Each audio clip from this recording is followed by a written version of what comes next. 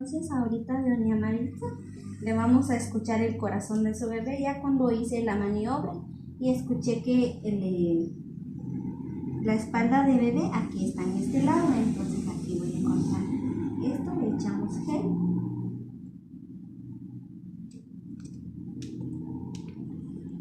Vamos a escuchar.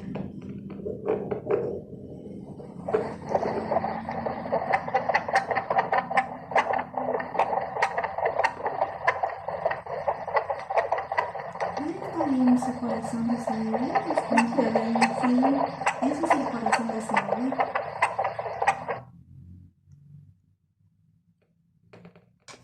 Y luego lo vamos a limpiar.